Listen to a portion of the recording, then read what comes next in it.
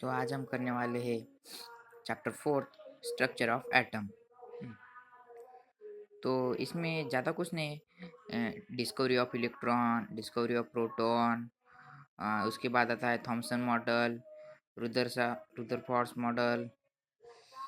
ऐसे ज़्यादा कुछ नहीं है इसमें। Discovery of electron, bore theory, mass number, atomic number, valency, isobars, isotopes, बस इतना ही है। तो चैप्टर को स्टार्ट करने से पहले हम जान लेते हैं कि स्ट्रक्चर ऑफ एटम किस प्रकार का होता है। एक सेल की तरह ही होता है एटम, जिसके अंदर न्यूक्लियस होता है। उसको एक्चुअल में न्यूक्लियस ही बोलते हैं और सेल में भी न्यूक्लियस ही बोलते हैं उसको। तो न्यूक्लियस में होते हैं प्रोटॉन्स प्लस न्यूट्रॉन। और न्यूक्लियस के बाहर वाले पार्ट, जैसे सेल में अपन उसको साइटोप्लाज्म बोलते हैं। उसमें क्या होता है, इलेक्ट्रॉन्स होते हैं। इलेक्ट्रॉन्स का चार्ज क्या होता है, निगेटिव। प्रोटॉन्स का चार्ज क्या होता है, पॉजिटिव। पर न्यूट्रॉन का चार्ज, उसे कोई चार्ज ही नहीं होता। आप बोल सकते हो neutral charge means no charge. Okay. अब यहाँ पर एग्जांपल है CO2।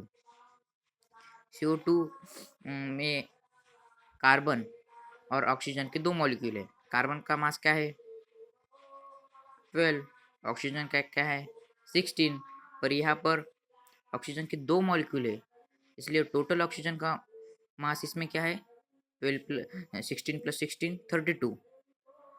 देयरफॉर रेशियो निकाला तो कार्बन का 12 और ऑक्सीजन का 32, वो होता है 3:8।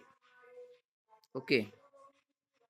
और रेशियो बाय वॉल्यूम, वॉल्यूम तो वहाँ पर ही दिख रहा है, कार्बन का 1 और ऑक्सीजन के 2, तो 1:2। हाँ। तो चैप्टर 3 में हमने डाल्टन्स के थियरी के बारे में पढ़ा था। तो इस चैप्टर में थोड़ा बहुत हम डाल्टन की थियरी के ड्रॉबैक्स, मतलब वो डाल्टन की थियरी फेल हुई, किस प्रकार फेल हुई, ये थोड़ा सा जान लेते हैं। Atom is divisible and divided into सब एटॉमिक पार्टिकल्स। आपको याद होगा कि डाल्टन ने बोला था कि atom neither be divided and nor be destroyed. Atom तो डिस्ट्रॉयड नहीं होता, वो उसका राइट है, पर उसने बोला था कि वो डिवाइड भी नहीं होता। पर चैप्टर 4 में अपन को बताया है कि वो इलेक्ट्रॉन, प्रोटॉन, न्यूट्रॉन, ये सब एटॉमिक पार्टिकल्स में वो डिवाइड हो जाता है। तो ऐसे ये डाल्टन की थियरी रॉन्ग साबित हो गई। ओके। अब ये नीचे का है डिस्कवरी ऑफ इलेक्ट्रॉन। सबसे पहले डिस्कवरी ऑफ इलेक्ट्रॉन किसने की थी, J.J. थॉमसन।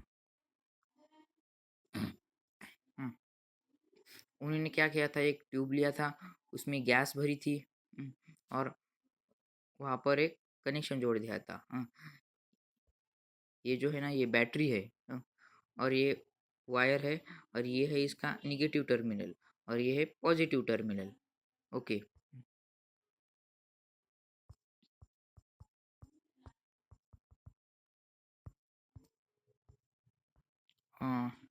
उसने क्या किया था, यहाँ से करंट भेज दिया था, और करंट जाके फिर ये निगेटिव रेस की तरफ तरफ से वो पॉजिटिव रेस की तरफ, पॉजिटिव टर्मिनल की तरफ अट्रैक्ट होने लगा। उसको क्या दिखा, एक ऐसा रोशनी दिखी जो कि पॉजिटिव टर्मिनल की तरफ आ रही थी। तो उसने कंक्लूजन निकाला, ये देखो कंक्लूजन, उसने कंक्लूजन निकाला कि जो रेज पॉजिटिव टर्मिनल की तरफ जा रहे थे, उनमें निगेटिव चार्ज वाले पार्टिकल्स थे। उसने उनको नाम दिया इलेक्ट्रॉन्स। आपको पता ही होगा कि पॉजिटिव निगेटिव की तरफ अट्रैक्ट होता है और निगेटिव पॉजिटिव की तरफ, इसलिए ही रेज जो है ना वो पॉजिटिव की तरफ जा रहे थे। इसलिए उसने बोला था कि उस रेज में नेगेटिव पार्टिकल थे जो पॉजिटिव टर्मिनल की तरफ अट्रैक्ट हो रहे थे, और उन नेगेटिव पार्टिकल को उसने नाम दिया इलेक्ट्रॉन। ऐसी हो गई थी इलेक्ट्रॉन की discovery. Discovery of proton. Discovery of proton E Goldstein ने निकाली थी। ई गोल्डस्टीन ने प्रोटॉन को डिस्कवर किया था। अभी 9th के लिए डिस्कवरी ऑफ प्रोटॉन डिटेल में जानने की ज़रूरत नहीं है। बस डिस्कवरी ऑफ इलेक्ट्रॉन डिटेल में थोड़ा जान लो, और डिस्कवरी ऑफ प्रोटॉन सिर्फ नाम याद रखो कि ई गोल्डस्टीन ने डिस्कवरी ऑफ प्रोटॉन की थी, और इसको डिटेल में जान लो। Discovery of electron J Thomson ने की थी, और ये कंक्लूजन भी पढ़ लेना एक बार। अब आते हैं थॉमसन मॉडल की तरफ। थॉमसन ने बिना किसी प्रूफ के डायरेक्ट बता दिया था कि एटम जो है वो एक वाटरमेलन की तरह है, जिसके अंदर पॉजिटिव चार्ज भरा है, और कहीं कहीं जगह पर जो ब्लैक ब्लैक पोर्स होते ना, उसको उसने बोला था इलेक्ट्रॉन्स। जो कुछ कुछ जगह पर इलेक्ट्रॉन्स होते हैं, उसने बिना किसी प्रूफ के बता दिया था। बट वो कुछ कुछ क्वेश्चन का आंसर नहीं दे पाया, इसलिए उसका भी फेल हो गया। अब आए हमारी रुदरफोर्ड। रुदरफोर्ड ने पूरे एक्सपेरिमेंट के साथ बताया। उसने क्या लिया, एक रेडियो एक्टिव मटेरियल लिया, और रेडियो एक्टिव मटेरियल से अल्फा रेस निकलते हैं, मतलब कि रेडियो एक्टिव रेस निकलते हैं। उन रेस को उसने गोल्ड फॉइल पर हिट किया। गोल्ड फॉइल पर क्यों हिट किया? क्योंकि आपको बताइए कि आपने 8 क्लास में पढ़ा हुआ था कि सबसे ज़्यादा मेटल कौन से मेटल की डक्टिलिटी होती है? गोल्ड की डक्टिलिटी, यानी पतला। हम्म, इसलिए इसने गोल्ड लिया था, गोल्ड का फॉइल लिया था। उस पर उसने अल्फा रेज हिट किए थे, और अल्फा रेज हिट होने के बाद ऑब्जर्वेशन क्या थे उसके, most of rays passed straight, म्हणजे मतलब बहुत सारे रेज बिना रिफ्लेक्शन के स्ट्रेट पास हो गए थे, और कुछ कुछ रेज थोड़े बहुत डिफ्लेक्ट हुए थे, और कुछ 100 में से एक रेज एकदम कम रिबाउंड हुए थे। रिबाउंड यानी ऐसे गए और उस फॉइल को टच होने के बाद वापस वापस अ, इसी डायरेक्शन में आ गए। ऐसे गए और उसको टच होने के बाद तो ऐसे वापस आ गए। समझ रहे हो ना? हम्म, तो उससे उसने कंक्लूजन ये निकाला था, जो स्ट्रेट रेज थे उससे उसने कंक्लूजन निकाला था कि एटम में बहुत सारी स्पेस एम्प्टी है। हम्म, जिसके कारण वो स्ट्रेट पास हो गई बिना किसी के टच किए। हम्म, और रिफ्लेक्ट जो हुए थे उससे कंक्लूजन निकाला था कि सेंटर में कुछ तो भी है, जिसे उसने नाम दिया न्यूक्लियस, जिसका कुछ तो मास है, जिससे वो रेस टकरा कर थोड़े बहुत रिफ्लेक्ट हो गए, और जो रेस रिबाउंड हुए थे उसको उसने कंक्लूजन निकाला था कि न्यूक्लियस में पॉजिटिवली चार्ज पार्टिकल्स थे। अ, और वो अल्फा रेज का चार्ज क्या होता है? निगेटिव।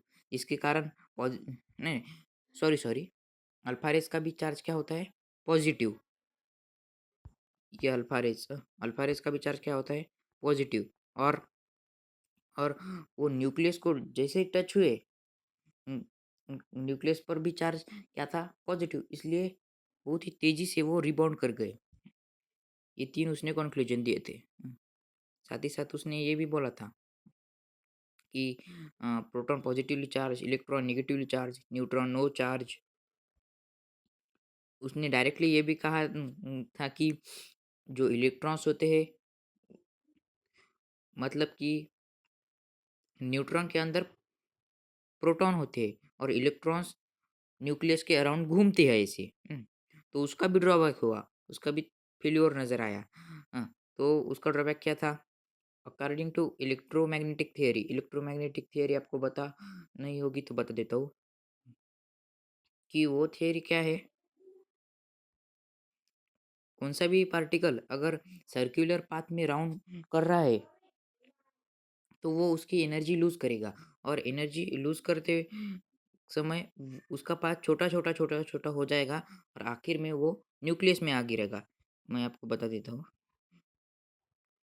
ऐसा एटम और ये न्यूक्लियस,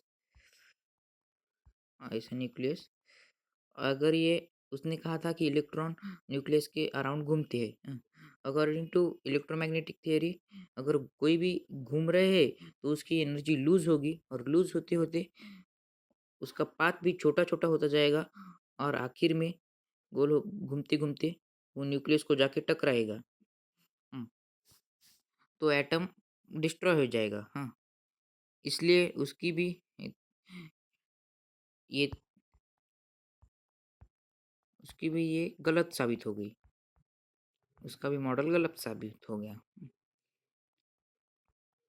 तो फिर आपको एटॉमिक नंबर बताएं। एटॉमिक नंबर यानी number of protons in a atom, और atomic mass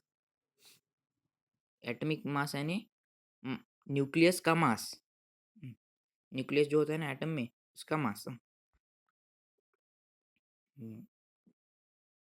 discovery of neutron, अब बाद में डिस्कवरी ऑफ न्यूट्रॉन हो गई सबसे आखिर में, वो किसने की थी? Chadwick, E Chadwick. Okay, sorry sorry, Chadwick only. हाँ, इसको भी आपको डिटेल में पढ़ने की ज़रूरत नहीं है, क्योंकि नाइन्थ में बस आपको यही याद रखना है कि डिस्कवरी ऑफ न्यूट्रॉन चार्टविक ने की थी। उसके बाद आए बोर, नील बोर। हाँ, नील बोर ने एक्चुअल में ये किया, रुदरफोर्ड के जो ड्रॉबैक थे ना उसको सुधारने का प्रयास किया। उसने कहा कि इलेक्ट्रॉन्स तो न्यूक्लियस के अराउंड घूमते हैं, पर उनके स्पेसिफिक ये होते हैं शेल्स, जिसको उसने नाम दिया KLMN। और उन शेल्स के अंदर वो इलेक्ट्रॉन्स अपनी एनर्जी लूज नहीं करते हैं।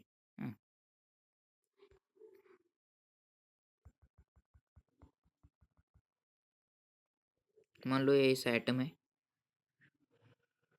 ऐसा न्यूक्लियस है,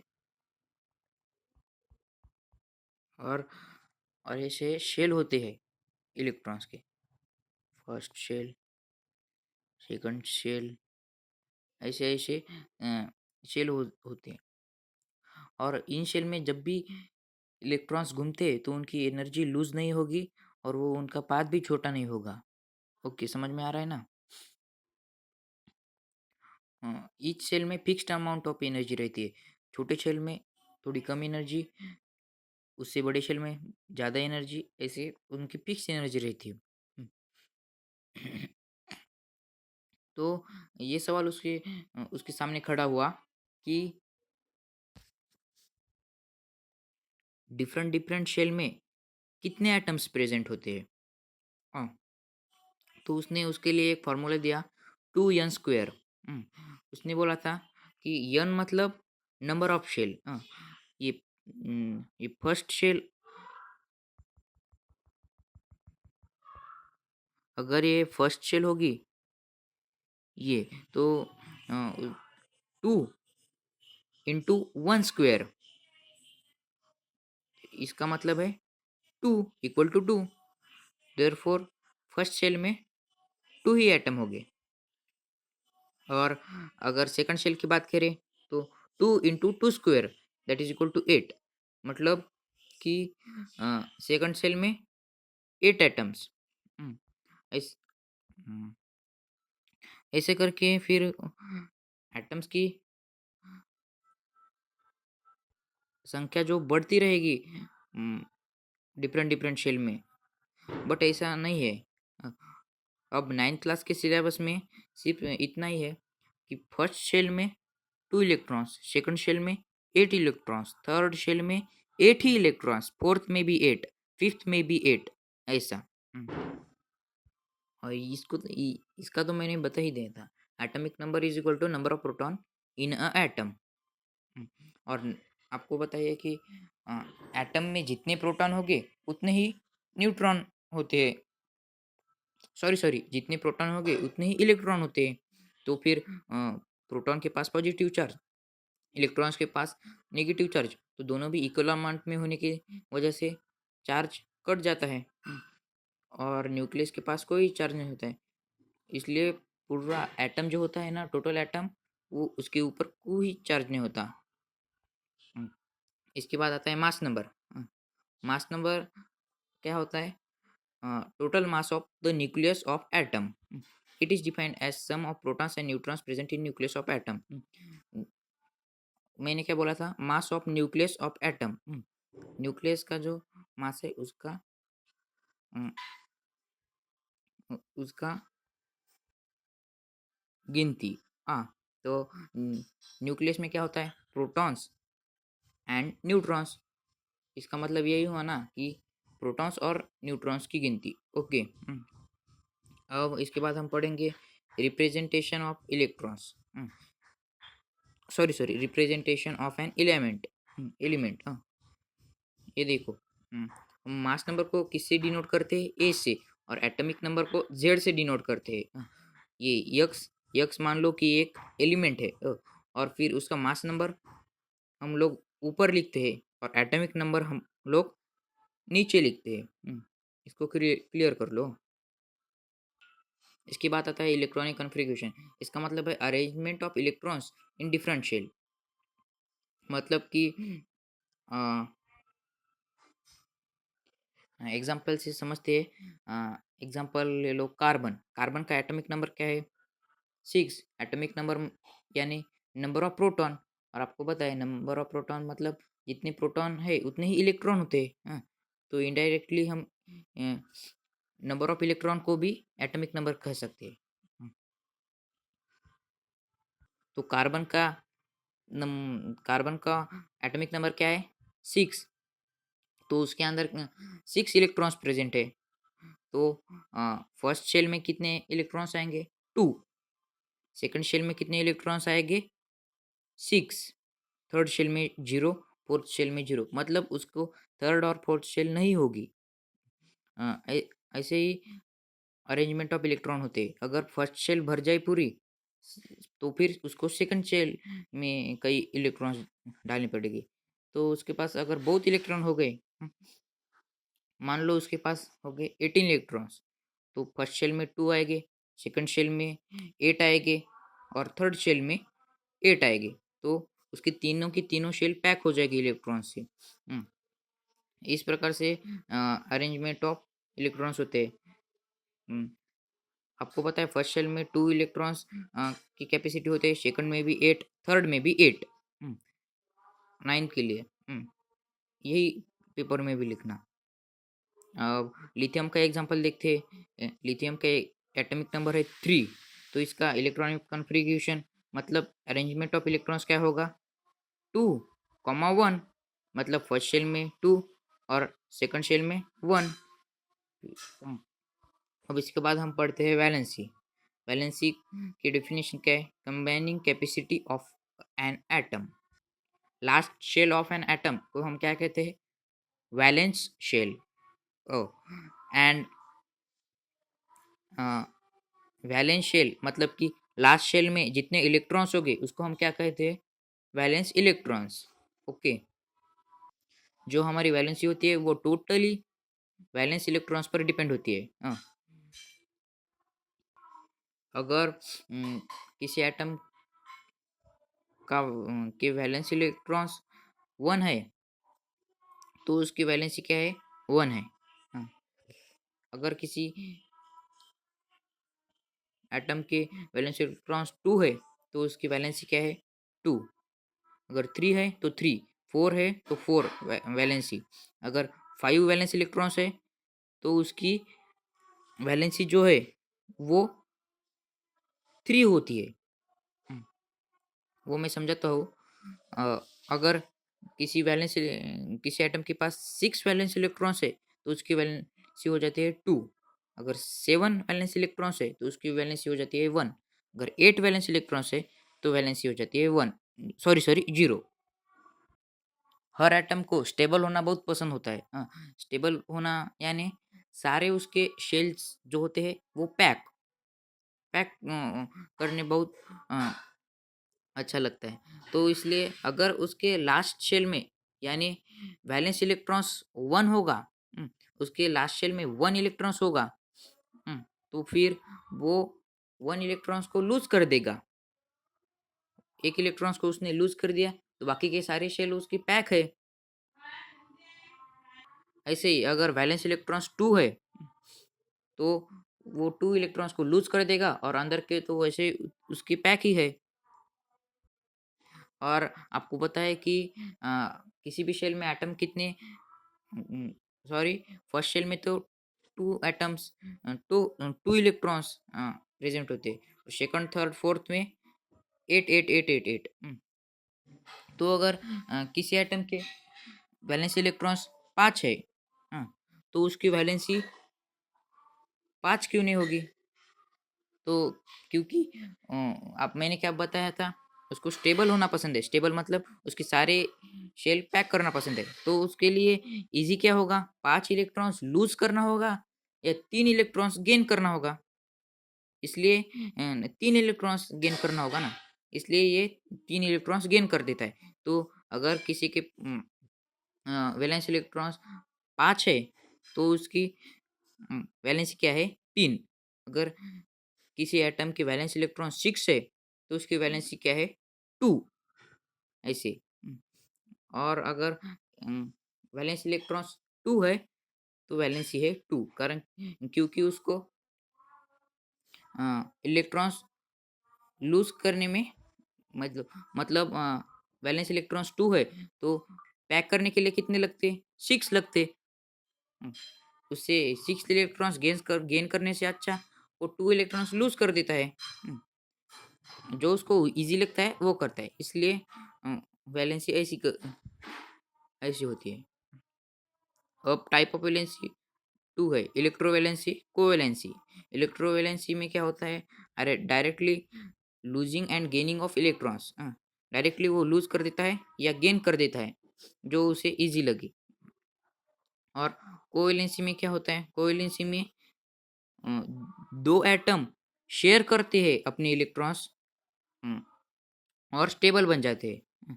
उसके बाद आता है आइसोटोप। आइसोटोप यानी ऐसे एलिमेंट्स के एटम जिनका एटॉमिक नंबर सेम है पर मास नंबर डिफरेंट है। आप देख सकते हो यहाँ पर हाइड्रोजन के है, एग्जाम्पल में हाइड्रोजन है, कार्बन है, जिनका एटॉमिक नंबर सेम है और मास नंबर डिफरेंट है, उसे कहते हैं आइसोटोप। सेकंड आता है आइसोबार, जिसका मास नंबर सेम है पर एटॉमिक नंबर डिफरेंट है। क्या बोला मैंने, मास नंबर सेम है पर एटॉमिक नंबर डिफरेंट है। एग्जाम्पल है आर्गन एंड कैल्शियम का मास नंबर होता है 40, मतलब सेम होता है पर डिफरेंट एटॉमिक नंबर होता है 11 एंड 20। और यहाँ पर दिया हुआ है आइसोटोन्स जो कि नाइन्थ की सिलेबस में नहीं है, इसलिए उसको पढ़ने के लिए ज़रूरत नहीं है। अगर आपको ये पीडीएफ डाउनलोड करनी है तो मैं डिस्क्रिप्शन में लिंक दे दूंगा, वहाँ से आप जाकर डाउनलोड कर देंगे।